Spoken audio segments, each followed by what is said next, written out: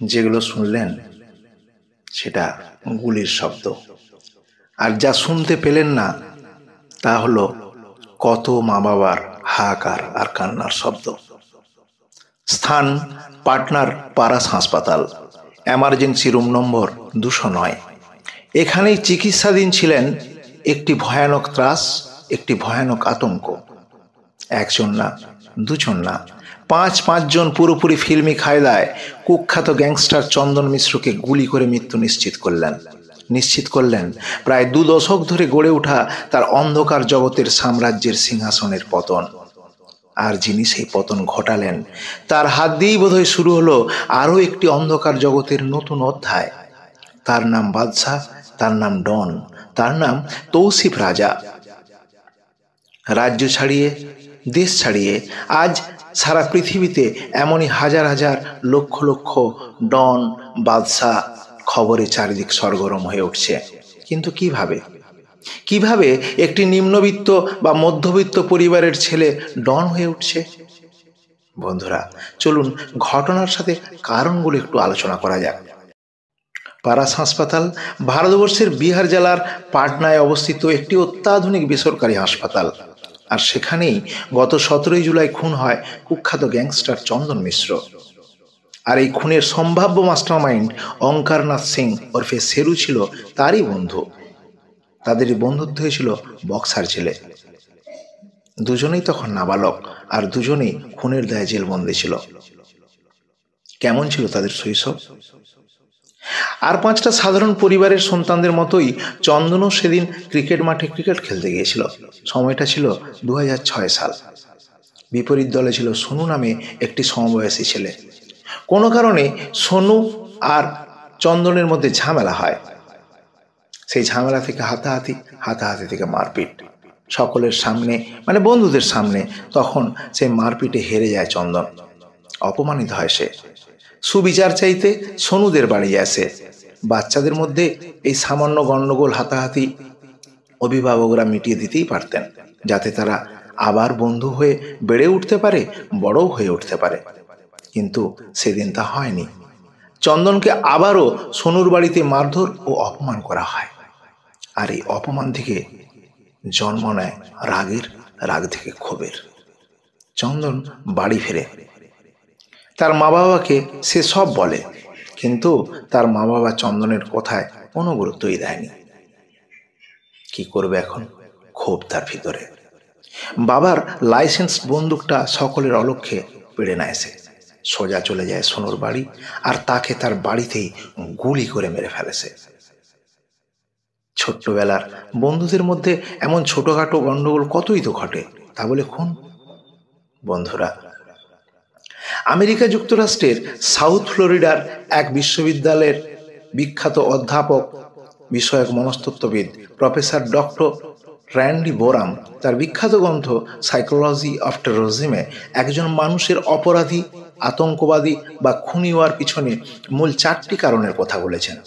সেগুলো হলো ইনজাস্টিস অর্থাৎ অবিচার, আইডেন্টিটি ক্রাইসিস অর্থাৎ পরিচয় সংকট, 3 নম্বর হলো ডিপ্রাইভেশন অর্থাৎ বঞ্চনা, আর 4 নম্বর হলো কালেকটিভ বিলিফ সিস্টেম অর্থাৎ সামগ্রিকভাবে চলে আসা বিশ্বাস বা প্রথা। নাবালক চন্দনের মনে হয়েছিল তার প্রতি অবিচার হয়েছে, আর সে বিচারের ভার নিজের হাতেই তুলে নিয়েছিল। আপনার সন্তান যখন আপনার কাছে তার বন্ধুদের সম্পর্কে কোনো অভিযোগ করে, সেটিকে এড়িয়ে না গিয়ে অত্যন্ত গুরুত্ব দিয়ে অনুধাবন করুন। কারণ পৃথিবীতে বৃহৎ, বিখ্যাত বা কুখ্যাত যা কিছু, তার শুরু হয় খুব ছোট্ট দিয়ে। সন্তানকে কখনোই কোনো কিছুতেই তীব্রভাবে আইডেন্টিফাই করাবেন না। তোমাকে ডাক্তার হতেই হবে, তোমাকে ক্লাসে ফার্স্ট হতেই হবে, তোমাকে ইঞ্জিনিয়ার হতেই হবে, তোমাকে ক্রিকেটার হতেই হবে, এই তীব্র আইডেন্টিফাই করিয়ে দেওয়াটা খুব বিপজ্জনক। যদি হতে পারে খুব ভালো, আর যদি না হতে পারে সেখান থেকে তার আসে হতাশা। হতাশার 2টো রূপ হতে পারে, একটা খুব পারাক, আর একটা আরো হতাশায় ডুবে যাওয়া। হতে পারে আত্মহত্যা, হতে পারে সন্ত্রাসবাদী। জুভেনাইল কোর্টে এই সাজাপ্রাপ্ত নাবালক চন্দন যখন জেলবন্দি, সেখানেই আলাপ হয়েছিল শেরু অর্থাৎ ওঙ্কারনাথ সিং এর সঙ্গে, যে তার নিজের কাকাকে খুনের দায়ে সাজাপ্রাপ্ত ছিল। তাদের সেই বন্ধুত্ব থেকে জেল মুক্তির পর তৈরি হয় গ্যাং। আর তাদের সেই গ্যাং 2011 সালে 1 বছরেই 6টা খুন করে। সঙ্গে ছিল চুরি, লুটতরাজ ও আরও অপরাধমূলক কাজ। ধীরে ধীরে হাত পাকায় তারা। তাদের গ্যাং হয়ে উঠল বক্সারের বাদশাহ। তাদের নামে কাঁপত বিহার। বিখ্যাত চুন ব্যবসায়ী রাজেন্দ্র কেশরীকে দাবি মতো তোলা না দেওয়ায় খুন করে তারা। রাতারাতি লাইমলাইটে চলে আসে তাদের সেই সন্ত্রাসবাদী কাজকর্ম। কিন্তু 2015 সালে এই দুজনের বন্ধুত্বে চিড় ধরে, আলাদা হয়ে যায় তারা। 2011-তে রাজেন্দ্র কেশরীকে খুনের দায়ে চন্দন মিশ্রকে ফাঁসির সাজা শোনানো হয়। পরবর্তীকালে 2020-তে সে সাজা কমে যাবজ্জীবন কারাদণ্ডে দণ্ডিত হয়। বর্তমানে বন্দী ছিল বেউর সেন্ট্রাল জেলে। অপরদিকে শেরু, তার এক সময়ের সঙ্গী, সেও বর্তমানে বন্দী আছে পুরুলিয়ার একটি জেলে। কিন্তু এরই মধ্যে জন্ম নেয় আরও একজন উঠতি গ্যাংস্টার।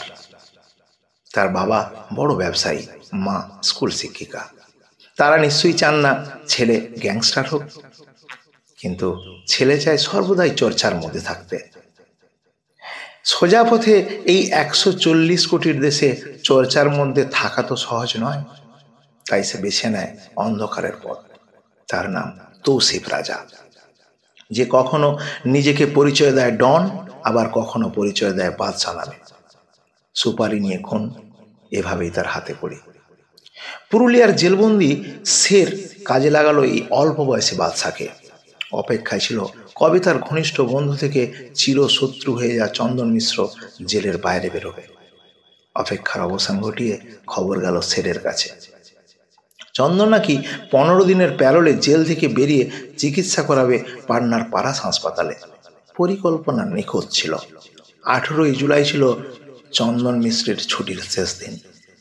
ঠিক তার আগের দিন অর্থাৎ 17ই জুলাই কুখ্যাত গ্যাংস্টার চন্দন মিশ্রের ছুটি বুলেটের স্বাক্ষরে ঘোষণা হলো। আর সে স্বাক্ষর করে দিলেন সদ্য উঠতি গ্যাংস্টার বাদশাহ ডন।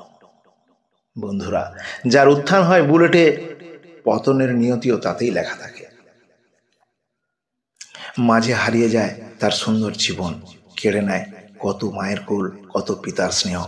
কিন্তু এর শেষ কোথায়, কবে, এ প্রশ্ন থেকেই যায়। বন্ধুরা, ভালো থাকবেন সকলেই। নিজেদের সন্তানদের প্রতি খেয়াল রাখবেন আর তাদের ছোটখাটো বিষয়গুলোকে খুব গুরুত্ব দিয়ে দেখবেন। ধন্যবাদ। শুভরাত্রি।